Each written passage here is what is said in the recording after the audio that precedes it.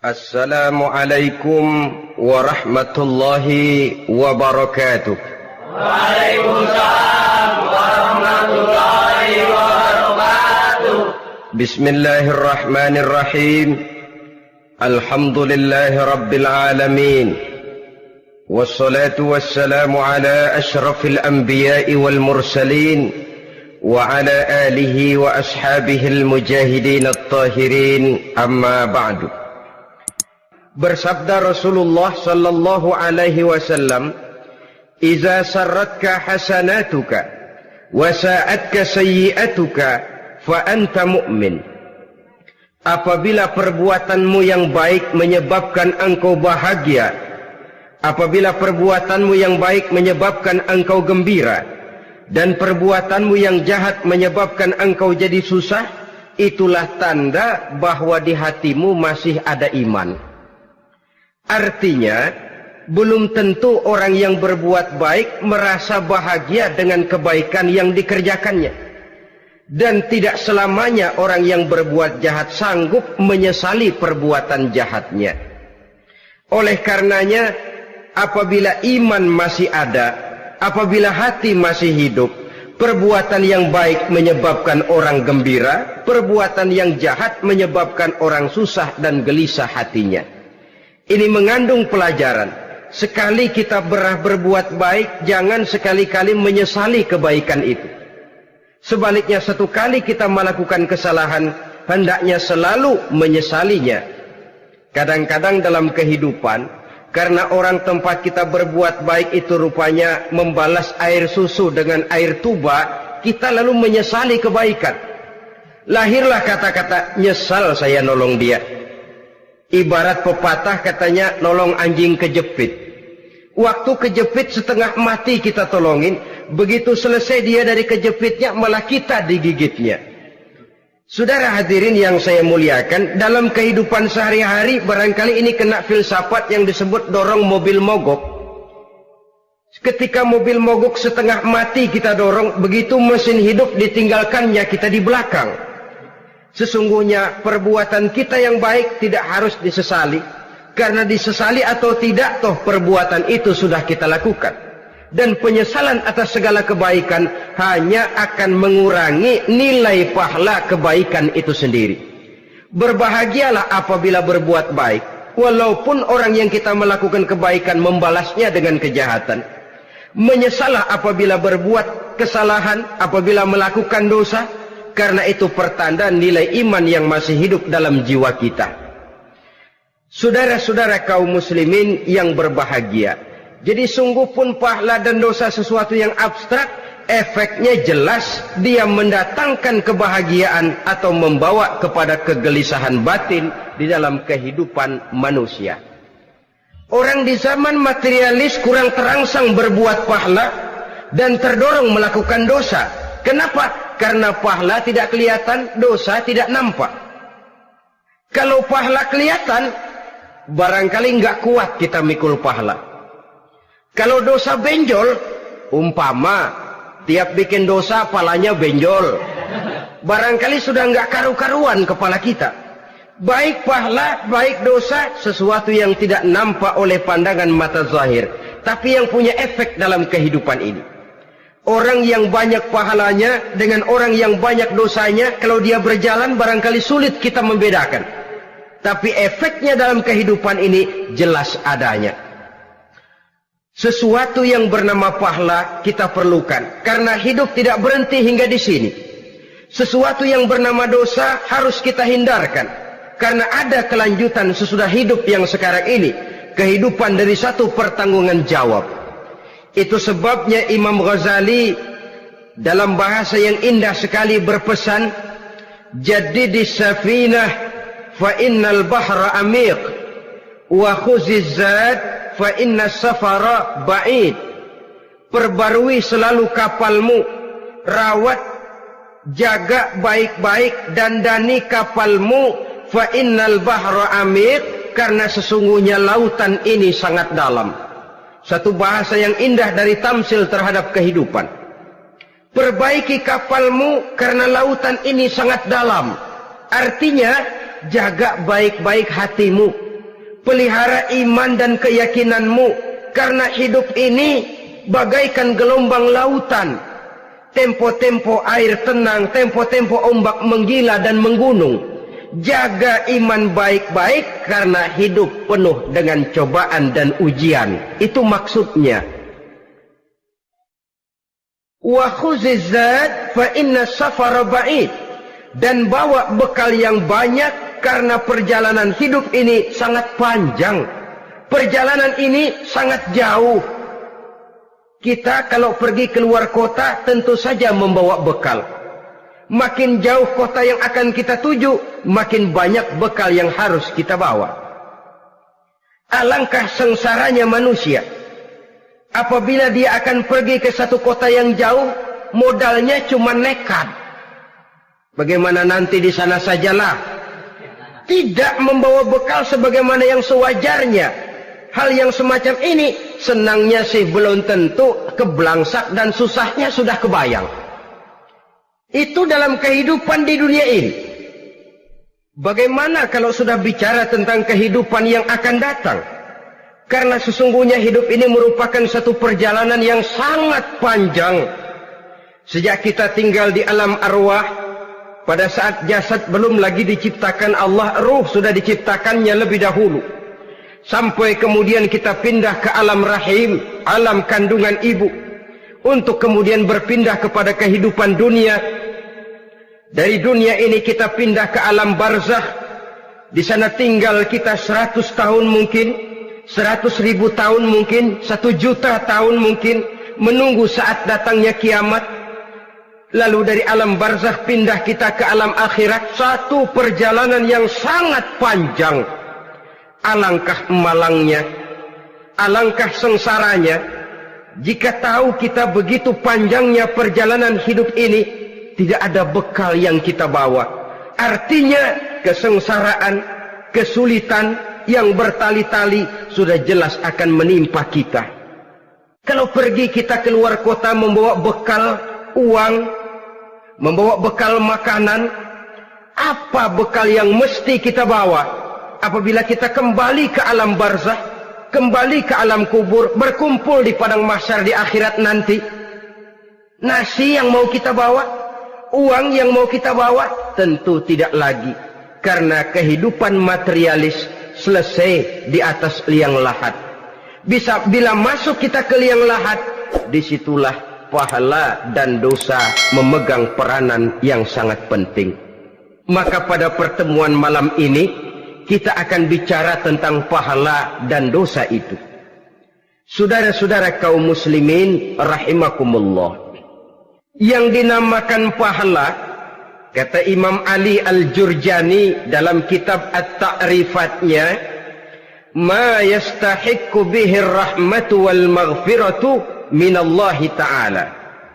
Sesuatu yang pelaksananya berhak untuk mendapat rahmah dan ampunan dari Allah. Dengan kata lain, nilai pahala adalah akibat dari perbuatan-perbuatan di dalam melaksanakan perintah dan anjuran yang ada di dalam kehidupan agama. Apabila perintah dan anjuran kita laksanakan, nilai pahala itu lalu datang.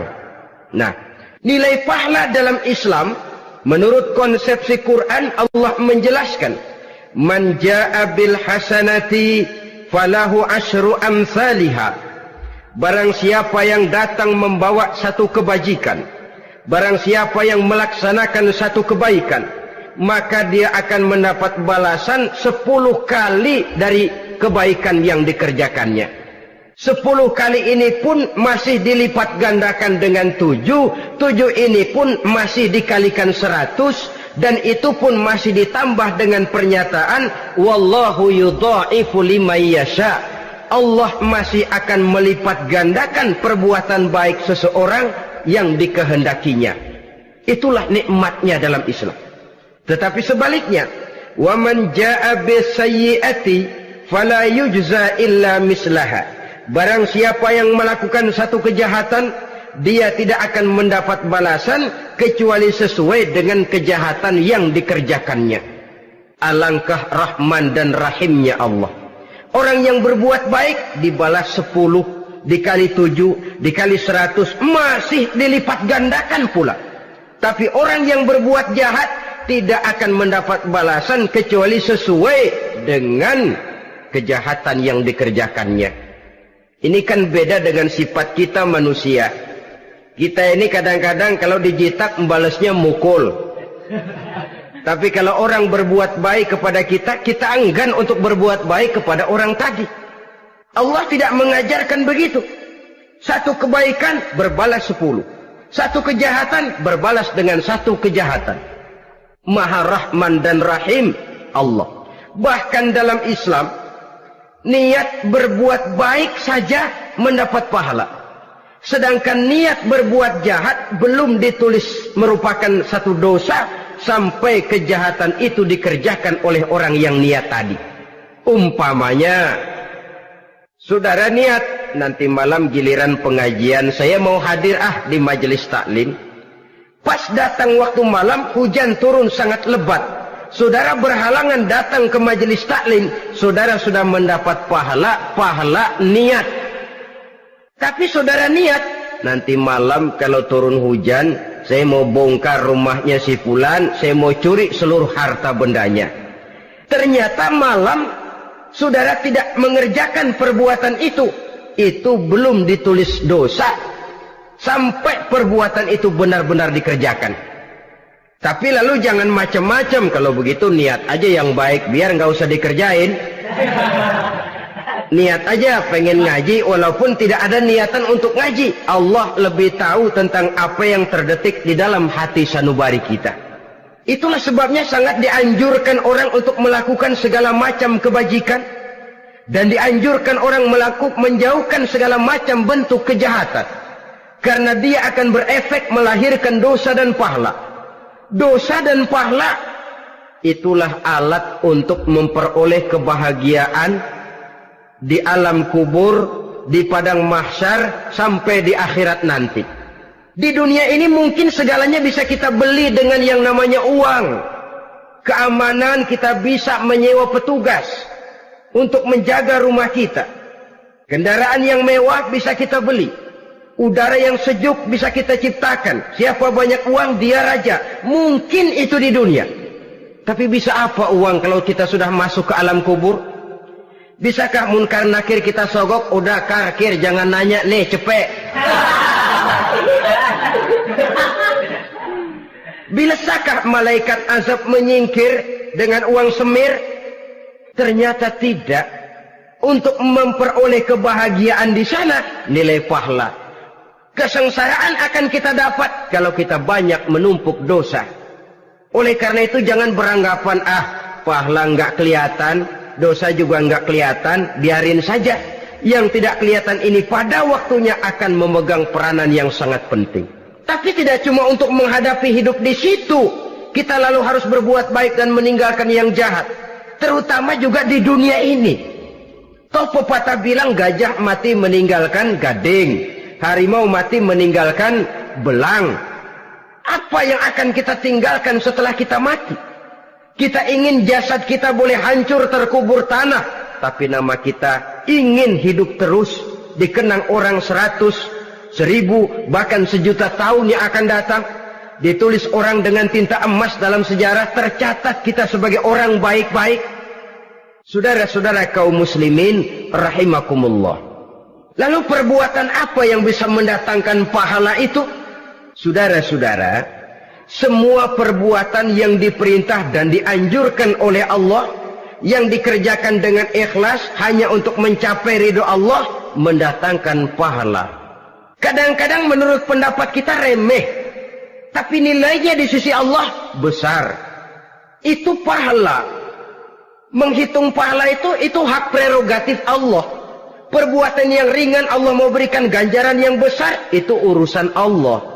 Misalnya, kata Nabi, la tahqiranna minal ma'rufi syai'an. Jangan kamu menganggap remeh perbuatan baik walaupun kecil.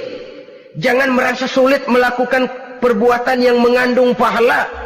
Bertemu dengan teman, muka kita cerah, berpahala. menyingkirkan duri di jalanan berpahala, menolong orang yang sesat, memberitahu orang yang bertanya berpahala. Tidak sulit kalau kita mau. Yang diperintah dan dianjurkan oleh agama itu perbuatan yang mengandung nilai-nilai pahala. Masalahnya cuma tinggal mau atau tidak dan dikerjakan dengan ikhlas. Bertemu teman mukanya cerah, pahala.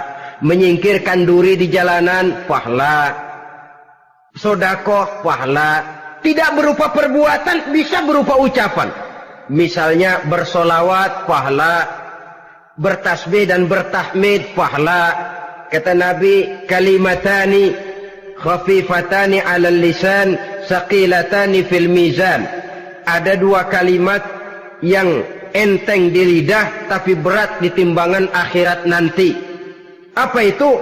Subhanallah walhamdulillah. Itu kan amalan yang ringan, perbuatan yang mudah saja, tapi nilainya demikian besar dalam pandangan Allah. Jadi pendeknya, perbuatan yang bernilai pahala adalah perintah dan anjuran agama yang dilaksanakan dengan ikhlas semata-mata untuk mencapai ridho Allah, itu mengandung pahala. Niat dasarnya itu harus karena Allah, landasannya harus karena ikhlas. Bukan cuma sekedar basa-basi, tidak karena ingin dipuji orang, tidak karena mengharap tanda jasa, tapi ikhlas semata-mata. Dari perbuatan yang paling kecil dan mudah sekali sampai kepada amalan-amalan yang besar dan memerlukan biaya yang besar, seperti melaksanakan ibadah haji, seperti jihad fi sabilillah, membangun masjid, membangun pondok-pondok pesantren, membangun pusat-pusat kesehatan, membangun jalan-jalan umum, termasuk menjaga keamanan. Jangan dikira loh, siskamling umpamanya, menjaga keamanan kampung tidak berpahala. Kalau diniatkan ibadah, menjaga ketenangan warga supaya mereka tekun ibadah, ikhlas karena Allah, itu juga bernilai ibadah. Keluar kita dari rumah, pergi pagi, pulang sore, peras keringat, banting tulang cari nafkah buat menghidupi anak istri kita. Kalau diniatkan ibadah, melaksanakan kewajiban sebagai kepala rumah tangga, membantu orang tua sebagai anak, itu juga perbuatan-perbuatan yang mengandung pahala. Yang terbaik sesuai dengan bidang kehidupan kita. Ada orang yang dinamakan abid, ahli ibadah, pahala yang paling baik bagi dia banyak-banyak tahajud, sembahyang malam, wirid, zikir, tasbih. Ada yang dinamakan orang alim, pahala yang paling baik buat orang macam ini mengajar, menyebarkan ilmu, mendakwahkan Islam. Ada yang disebut wali, pejabat pemerintah, petugas. Amalan pahala yang paling baik buat orang semacam ini melayani masyarakat, bekerja di bidangnya sesuai dengan profesinya.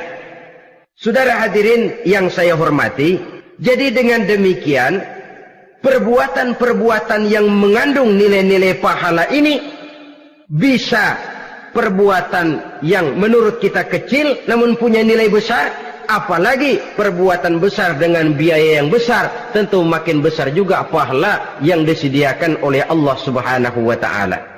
Oleh karenanya, kalau kita bercermin dari ayat Quran, hidup ini kesempatan untuk berbuat baik. Huwallazi khalaqal mauta wal hayata liyabluwakum ayyukum ahsanu amala. Dialah Allah Tuhan yang telah memberikan hidup dan mati kepadamu untuk menguji kamu, siapa di antara kamu yang paling baik amal perbuatannya.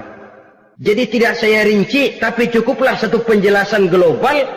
Perbuatan yang berpahala adalah perbuatan melaksanakan perintah Allah atau anjuran Allah dengan dasar ikhlas, dengan tujuan untuk mencapai ridho Allah semata-mata. Lalu apa perbuatan yang mengakibatkan dosa itu? Saudara-saudara, dosa lahir akibat melakukan larangan Allah atau mengerjakan yang dicelaknya. Nah, para ulama ada yang membagi dosa itu menjadi dua bagian. Ada dosa-dosa kecil, ada dosa-dosa besar. Tetapi sebenarnya ditinjau dari segi hakikatnya, kalau sudah melakukan satu kesalahan yang mengakibatkan dosa, jangan dilihat besar dan kecilnya, tapi kepada siapa dosa itu kita kerjakan. Sebab kalau dosa kita anggap satu yang kecil, orang akan terangsang untuk mengerjakan yang kecil-kecil saja. Sehingga dengan demikian, yang kecil pun akan menjadi besar kalau ditumpuk-tumpuk. Sedangkan yang besar bisa saja menjadi kecil kalau selalu diiringi dengan permohonan ampun kepada Allah. Itu sebabnya para ulama sufi, orang-orang tasawuf mengatakan, la saghair ma'al istimrar wala kabair ma'al istighfar. Tidak ada dosa yang kecil kalau dikerjakan terus-menerus, dan tidak ada dosa yang besar kalau digempur tiap saat dengan perbuatan istighfar atau memohon ampun kepada Allah Subhanahu wa taala. Cuma saja pada umumnya, karena dosa-dosa kecil itu lebih mudah taubatnya, dan ada janji Nabi, barang siapa yang meninggalkan dosa-dosa besar akan diampuni dosa-dosanya yang kecil-kecil. Oleh karena itu, pada kesempatan ini kita akan juga bicarakan apa saja yang termasuk klasifikasi dosa-dosa besar, dengan harapan kita bisa menjaga diri, menyelamatkan diri, jangan sampai terjatuh ke dalam dosa-dosa yang besar tadi. Tetapi bukan berarti kita harus terangsang melakukan dosa-dosa yang kecil. Ah, biarin kecil ini, tobatnya gampang. Ah, dosa kelas teri. Ah, dosa itu kan tidak kelihatan. Lalu terangsang melakukan perbuatan dosa-dosa walaupun kecil, kalau berlarut terus-menerus dia akan tumbuh menjadi dosa yang besar.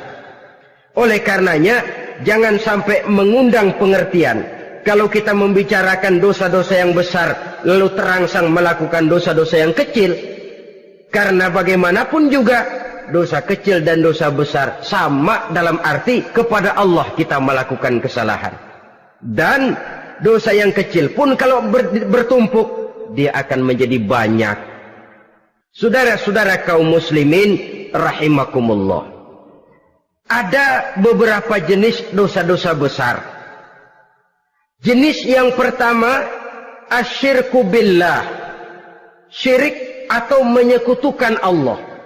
Dari sekian deretan dosa-dosa besar, syirik ini merupakan bapak moyangnya dosa. Dedengkotnya dosa itu syirik, menyekutukan Allah. Bahkan dosa yang lain Allah masih mau mengampuni, tapi kalau sudah syirik, menyekutukan Allah, itu sudah satu dosa yang tidak berampun sama sekali.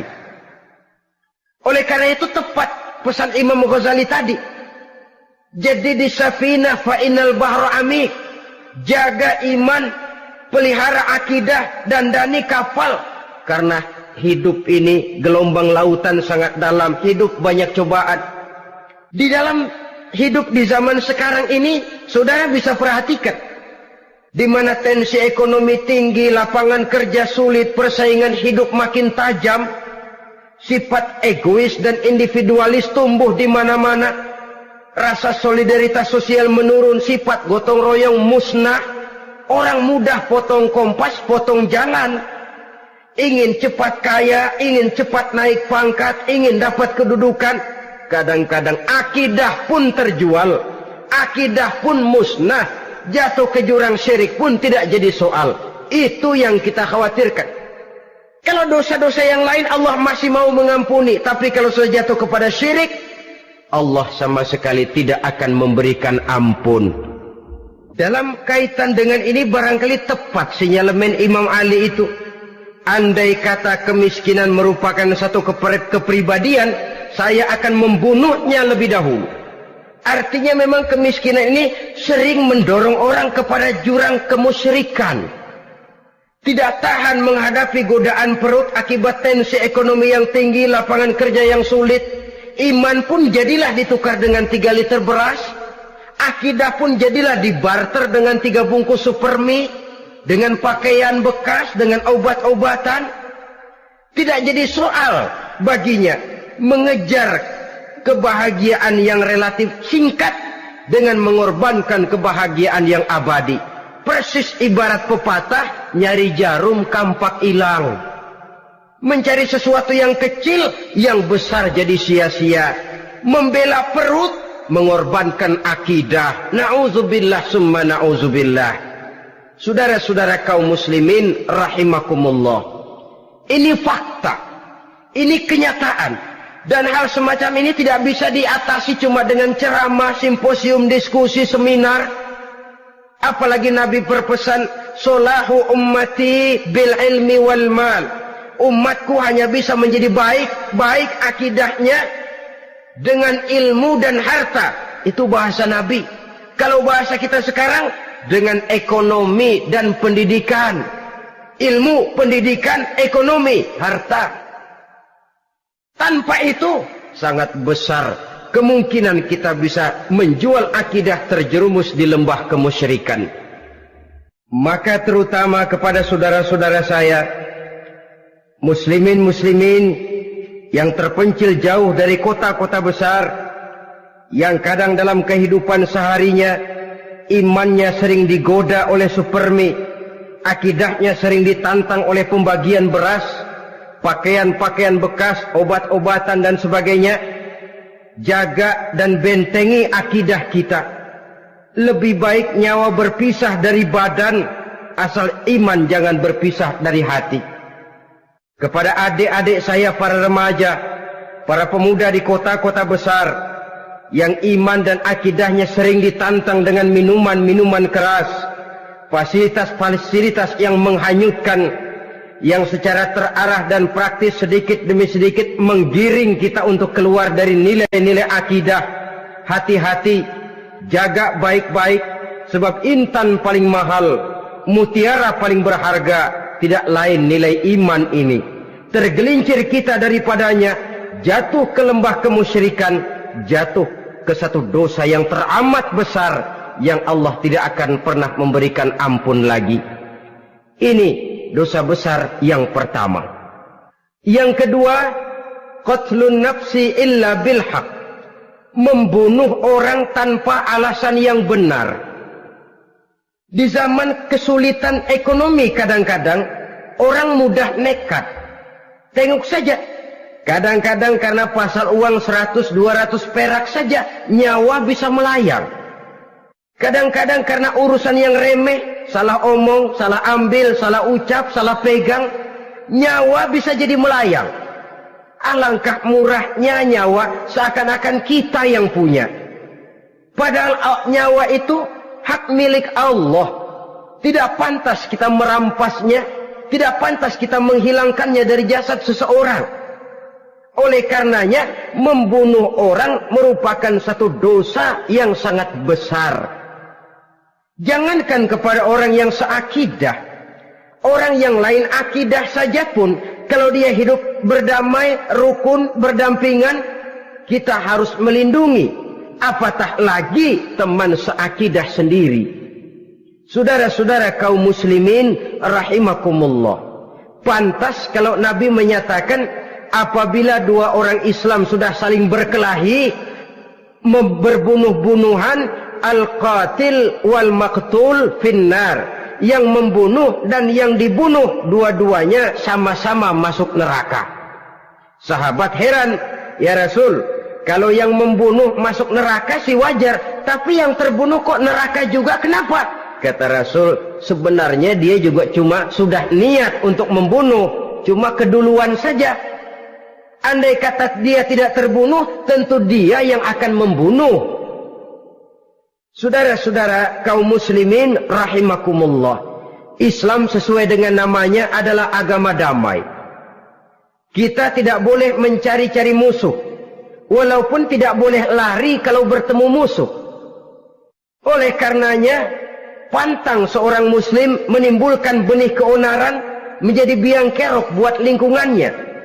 Sesuai dengan namanya, seorang muslim adalah seorang yang dalam hidup senantiasa berusaha menebarkan salam, menebarkan kedamaian, ketenangan dan ketentraman. Dengan prinsip, musuh jangan dicari, bertemu pun jangan lari. Yang ketiga, termasuk dalam kelompok dosa besar ini, syurbul khamr, meminum minuman keras. Termasuk di dalam kata khamr ini ganja, morfin, narkotik. Sebab apa? Jenis minuman semacam itu tidak hanya merusak keadaan sekarang, tapi sekaligus merusak kehidupan yang akan datang. Kalau itu jatuh di tangan generasi muda, artinya kan merusak kehidupan masa depan daripada suatu bangsa. Karena apa? Remaja dan pemuda merupakan bentuk miniatur daripada kehidupan bangsa. Akan bagaimana warna umat Islam di Indonesia, bahkan akan bagaimana warna Indonesia 30, 40, 50 tahun yang akan datang, remaja sekarang jawabannya. Kalau remaja kita sekarang ini kerjanya cuma bisa nyekek botol, insya Allah bangsa Indonesia 30-40 tahun yang akan datang akan tumbuh menjadi bangsa teler. Tidak banyak yang bisa kita harapkan. Remaja adalah gambaran masa depan dari satu bangsa, dari satu umat. Dan remaja itu di dalam dirinya secara fitrah terkumpul semua bakat, terdapat semua kemungkinan. Kita ini lahir membawa sifat pemimpin, tapi juga membawa sifat pengacau. Kita ini ada bakat jadi orang jujur, ada bakat jadi pengkhianat. Kita ini ada bakat menjadi orang baik-baik, kita juga punya bakat jadi biang kerok. Kita kemungkinan bisa jadi pemimpin bangsa, tapi juga bisa menjadi pemimpin bangsat. Nanti lingkungan dan pendidikan akan menumbuhkan, membentuk mana yang tumbuh lebih subur. Kalau lingkungan dan pendidikannya lebih banyak bercerita tentang kejujuran, maka nilai kejujuran yang akan tumbuh lebih banyak dalam jiwanya. Dan insya Allah diharapkan dia akan menjadi manusia yang jujur di kelak kemudian hari nanti. Dan masalah minuman keras ini sebenarnya berkait. Kita tidak bisa cuma menyalahkan remaja saja, menyalahkan pemuda saja. Karena bagaimanapun masalahnya kompleks. Menghancurkan sesuatu tanpa melihat kausalnya, tanpa melihat sebab akibatnya, kan sama juga bohong.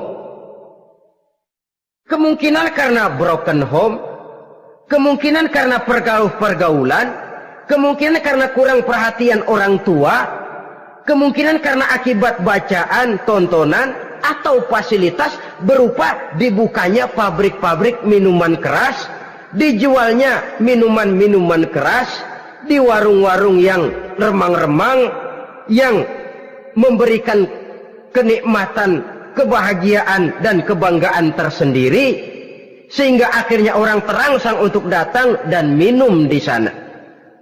Pada dasarnya memang sepele, cuman minum, nggak ngerugiin orang lain kan? Iya, pada waktu minum. Tapi dikala sudah mabuk, out of control, apapun bisa kita lakukan.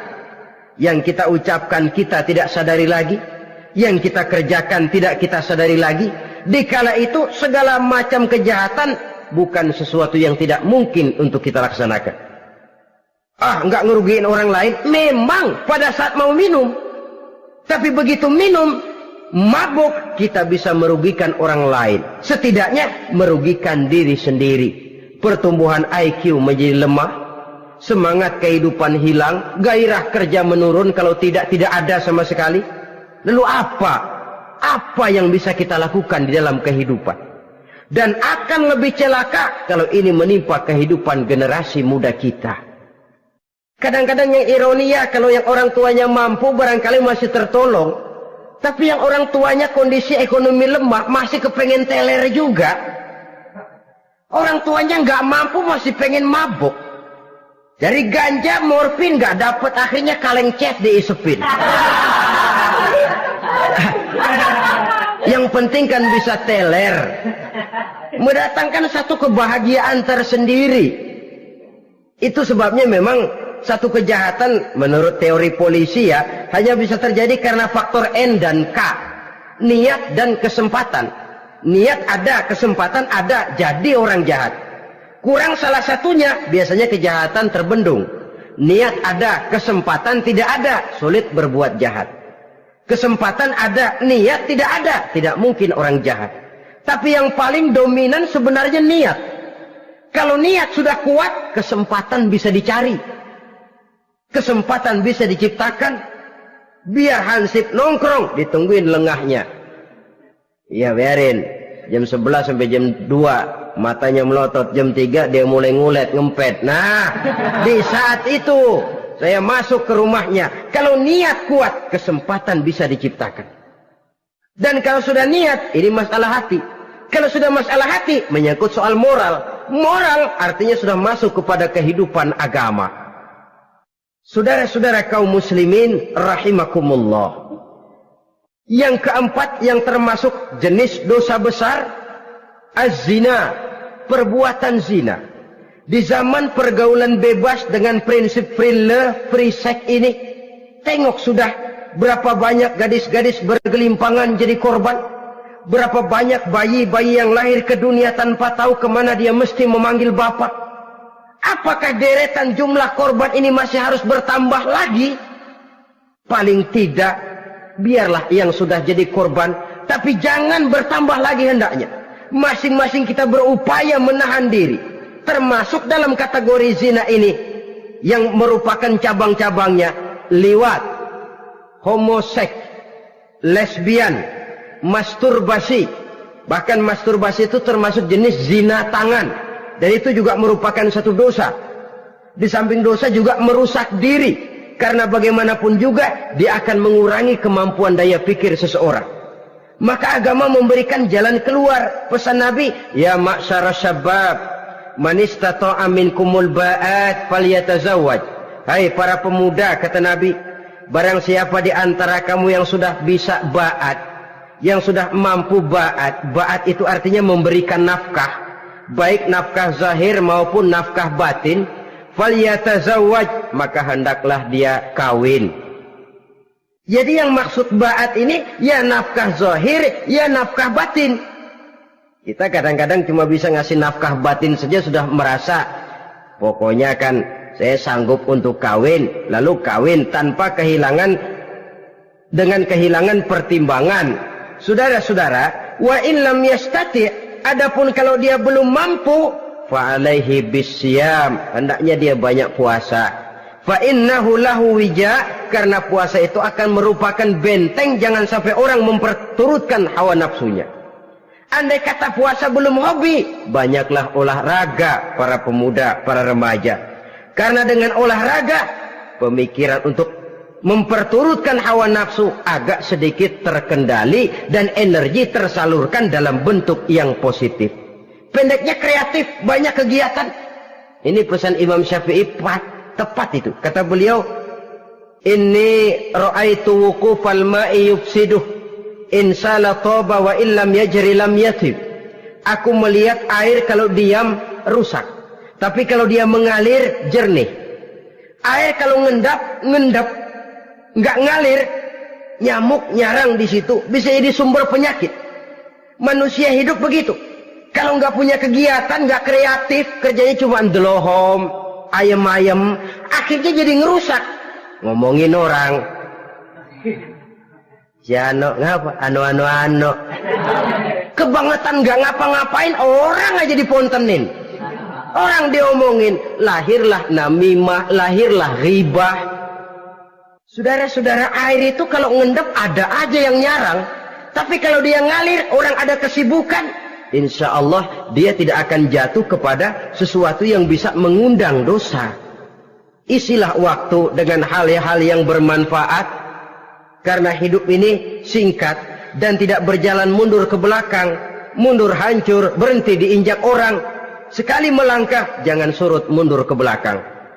Homoseks, terlepas dari penyakit kejiwaan. Sekarang ini kan sudah ada persatuan kaum gay katanya. Meminta perlakuan yang sama dan agar dibolehkan kawin sesama mereka. Secara manusiawi boleh, secara manusiawi kita hargai mereka. Tapi dari kacamata agama ini jelas merupakan penyimpangan. Dan penyimpangan merupakan suatu dosa. Terlepas dari pertimbangan manusiawi. Jangan karena terlalu memperturutkan suara manusiawi, lalu kita mengesampingkan agama. Termasuk lesbian, wadon karo wadon. Kalau homo itu kan lanang karo lanang katanya. Saudara-saudara kaum muslimin rahimakumullah, ini bukan penyakit baru. Liwat, homoseks sudah dikenal dari zamannya Nabi Lut, laki dengan laki. Lesbian dari zaman istrinya Nabi Lut. Terlepas dari penyakit kejiwaan, dari segi agama ini merupakan penyimpangan dan merupakan dosa yang besar. Yang kelima, yang termasuk jajaran dosa kelas kakap, qazful mu'minina wal mu'minat, menuduh orang mukmin yang baik-baik, laki atau perempuan, melakukan perbuatan zina sehingga hancur namanya di masyarakat. Ini merupakan satu perbuatan dosa yang sangat besar dan sangat dimurkai oleh Allah. Saudara-saudara kaum muslimin rahimakumullah, oleh sebab itu tentang masalah ini, kalau memang tidak ada saksi, jangan sembarang kita enteng lidah menuduh orang lain berbuat zina, menuduh orang lain berbuat serong. Dosanya kelewat besar di dalam kehidupan. Karena apa? Mencari harga diri itu berat, memelihara kehormatan diri jauh lebih berat. Satu kali orang dihancurkan namanya di masyarakat, dia akan terisolir jadinya. Oleh karenanya, berlindung kita kepada Allah, jangan sampailah dihinggapi oleh sifat ini. Karena sentimen kita kepada seseorang, karena hasad kita kepada seseorang, tidak senang melihat orang lain lebih maju, lalu lidah ini seenaknya saja mengucapkan kata. Padahal sanksi dan resikonya sangat besar. Yang kita tuduh barangkali mendapat pahala dari Allah. Kita sendiri yang menuduh tanpa saksi, tanpa alasan yang benar, mendapat dosa yang sangat besar. Saudara-saudara, memang kadang-kadang aneh dalam hidup ini. Seorang pelacur biasanya bisa menjaga mulutnya di masyarakat, kata-katanya baik, sopan. Kenapa? Karena mulut yang satu sudah tidak terjaga.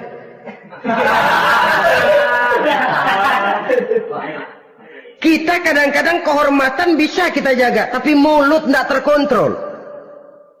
Ngomong saenake dewe, bikin orang mangkel, kesal, fitnah sana, fitnah sini, menghancurkan nama baik orang, ngomongin yang macam-macam.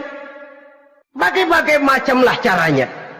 Saudara-saudara kaum muslimin yang berbahagia. Jadi dengan demikian, menuduh orang lain berbuat zina, sedangkan orang itu tidak pernah melakukannya, ini termasuk satu dosa yang sangat besar di dalam kehidupan ini. Yang keenam, al-'aqu bil walidain, durhaka kepada ibu bapak. Seorang anak, bagaimanapun banyak nilai ibadahnya, banyak kebaikan di masyarakat, menyandang berbagai macam gelar, pangkat dan jabatannya tinggi, tapi kalau sudah durhaka kepada kedua orang tuanya, alamat hidup tidak lagi membawa keberkahan. Dan itu dosa yang sangat besar. Sampai Nabi sabdakan, ridho Allah ada di dalam keridhaan ibu bapak. Murka Allah pun ada di dalam kemurkaan ibu dan bapak. Walaupun belum tentu setiap kita orang tua, tapi yang jelas setiap kita adalah anak. Dan setiap anak punya ibu dan bapak. Jangan sampai kacang lupa kepada kulitnya. Saudara-saudara kaum muslimin rahimakumullah, durhaka kepada ibu bapak merupakan perbuatan yang sangat dimurkai oleh Allah. Apalagi ibu yang telah melahirkan kita, bahkan mengandung kita. Begitu juga bapak yang telah berusaha peras keringat banting tulang untuk mengasuh membesarkan kita. Tidak ada perbuatan baik yang kita lakukan untuk bisa menebus kebaikan daripada ibu dan bapak kita. Setidaknya kalau belum bisa berbuat baik kepadanya, kepada keduanya, janganlah menyakiti hati keduanya. Itu saja dulu yang harus dijaga. Kadang-kadang sudah berbuat baik enggak, nyakitin melulu. Sudah nyenangin belum bisa, saban sehari nyakitin saja.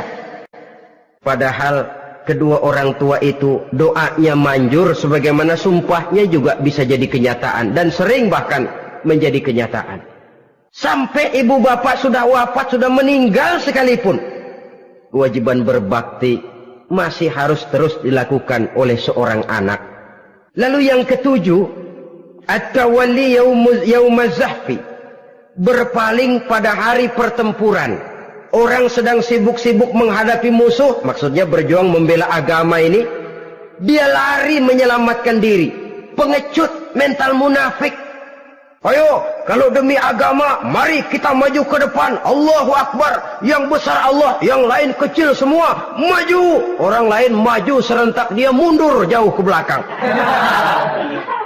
Mental munafik, mental calo, istilah sekarang ini.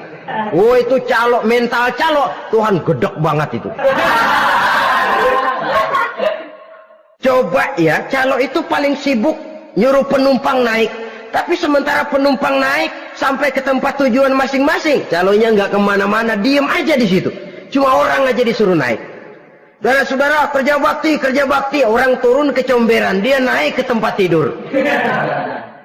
Mundur di hari pertempuran, menyebabkan orang lain gugur, dia sendiri menyelamatkan diri. Mental pengecut, mental munafik, itu merupakan dosa yang sangat besar. Saudara-saudara kaum muslimin rahimakumullah. Itu sebabnya agama itu memerlukan keberanian. Memang, tapi bukan keberanian yang tanpa perhitungan. Sebab berani tanpa berhitung namanya berani babi. Kita berani kalau benar, kita harus takut kalau salah. Jangan dibalik. Salah berani, nekat namanya. Benar takut, pengecut namanya. Orang yang pengecut adalah orang yang takut membela kebenaran. Orang yang nekat sesungguhnya udah salah nggak malu lagi. Udah salah nekat lagi. Merasa rugi berbuat kebaikan, puas kalau berbuat kejahatan. Padahal Nabi pesan, siapa yang berbuat dosa sambil tertawa, nanti dia akan masuk neraka sambil menangis. Karena itu dipesan pula di dunia ini, sering-seringlah mencuci mukamu dengan air mata taubat. Cuci lidahmu dengan zikir kepada Allah. Bersihkan hatimu dengan air ikhlas. Saudara-saudara kaum muslimin rahimakumullah. Kan ada toh orang berbuat baik nggak gembira, tapi berbuat jahat malah puas. Atau sama saja orang lain berbuat baik, hatinya kesel. Orang lain berbuat jahat, dia malah mendukung. Atau orang lain tergelincir berbuat jahat, dia malah girang. Ini kan tidak objektif. Karena yang berbuat baik, orang yang dia keselin, dia nggak seneng. Tetapi karena yang berbuat jahat, orang yang dia senengin, dibenerin juga. Itu nggak objektif namanya. Mundur di hari pertempuran pada saat saudara-saudara kita sedang menghadapi musuh, sikap pengecut yang sangat dibenci Allah. Yang kedelapan, termasuk kelompok dosa besar, aklu malil yatim, makan harta anak yatim. Kadang-kadang ada orang mengeksploitir loh nasib anak-anak yatim. Karena biasanya para dermawan peka kalau mendengar nasib yatim, memberikan santunan. Si yatim belum makan, yang ngurusin udah pada kenyang. Mengeksploitir, memakan harta anak yatim termasuk dosa yang sangat besar. Sehingga Nabi pesan, ana wa kafilul yatim kahataini yaumal qiyamah. Aku dan orang yang menyantuni anak yatim seperti dua jari ini di hari kiamat. Rumah yang paling dimuliakan Allah adalah rumah yang di dalamnya ada anak yatim yang hidupnya dihormati, hidupnya disantuni, keperluannya dicukupi. Maaf saja, tahap kita menyantuni anak yatim ini baru tahap setahun sekali. Kalau Muharram kita agungkanlah, kita besarkan. Lebaran yatim katanya. Kita kumpulkan dana, kita usap kepala yatim, kita kumpulkan beras, kita bagikan hari itu. Perkara bulan depan kelaparan, kita tutup kuping. Perkara bulan berikutnya dia kelaparan, kita masa bodoh. Bahwa di bulan Muharram kita santuni yatim piatu itu sudah baik. Tapi akan lebih baik lagi kalau kita sanggup menjadi bapak asuh mereka, memikirkan sekolah mereka, ada kontinuitas. Kalau mereka diasuh oleh orang lain, lalu bertukar agamanya, berpindah akidahnya, kita ngomel habis-habisan. Tapi kita ada kemampuan, kita tidak mau berbuat semacam itu. Ya sama juga bohong namanya. Saudara-saudara kaum muslimin rahimakumullah. Orang yang menyantuni yatim mendapat pahala besar. Tapi orang yang mengkorup harta anak yatim, dosanya juga sangat besar. Berhati-hatilah kalau kita diberikan kepercayaan oleh masyarakat untuk mengurus anak-anak yatim. Karena pahalanya besar, resikonya juga besar. Yang kesembilan, syahadatuz zur, sumpah palsu. Sebab sumpah palsu ini menggunakan nama Allah untuk sesuatu yang tidak benar. Nama kita saja dibawa untuk yang tidak benar, kita jengkel. Nama kita dipalsukan untuk sesuatu yang tidak baik, kita kadang-kadang jengkel, tidak puas jengkel, menuntut melalui saluran hukum. Kenapa? Nama saya dicatut. Bagaimana lagi kalau nama Allah kita pakai untuk bersumpah, sumpahnya palsu, menguntungkan kita, merugikan orang lain, Allah murka betul. Maka sumpah palsu termasuk deretan dosa-dosa besar. Apalagi yang ke-10, aklur riba, makan riba alias renten. Ini kan yang cepat mendatangkan uang. Kadang-kadang kalau yang bikin riba itu orang awam barangkali, ya masih kita maklumin. Kadang-kadang penyakit ini datang menimpa mereka juga yang kita kenal kebaikannya. Bahkan suka datang ke musola, rajin ke masjid kadang-kadang. Riba masih dimakannya. Karena cara cari duit paling enak. Duit utuh tambahnya terus masuk. Na'udzubillah summa na'udzubillah. Itu yang diibaratkan dalam perjalanan Mi'raj waktu Nabi diperlihatkan neraka. Orang perutnya sebesar rumah dililit ular. Diseret-seret itu hancur perutnya. Dibulatkan lagi, diseret lagi, hancur lagi. Dibulatkan lagi, terus menerus begitu. Dia berteriak, mengerang, mengeluh, mengaduh kesakitan. Nabi tanya, itu apa Jibril? Itu contoh dari umatmu yang suka makan riba Muhammad. Makan renten. Saudara-saudara, ini kan mencekik leher orang. Orang sedang kesulitan. Kelihatannya sih baik, menolong. Tapi di belakang menolong itu nyekek. Di belakang nolong itu nyekek. Dan nyekek itu sebenarnya tujuan utamanya. Orang yang menjalankan riba pada dasarnya tidak punya perikman kemanusiaan kok. Kalau dia kelihatannya mau menolong, kelihatannya motifnya mencari untung di belakang itu. Jauh dari kemanusiaan. Yang ke-11, saudara-saudara, termasuk jajaran dosa besar itu qat'ur rahim, memutuskan silaturahmi. Marah, hobi sama marah. Kalau 3 hari nggak marahan sama orang, ngebet palanya. Selalu nyari gara-gara. Kalau udah marah berlaku perpanjangan waktu. Tahun, 2 tahun, kadang-kadang seumur hidup. Saudara hadirin yang saya muliakan. Apalagi mengurangi timbangan termasuk kelas dosa besar. Makan suap termasuk dosa besar. Semir menyemir dosa besar. Apalagi bunuh diri. Nah ini, bunuh diri dosa besar.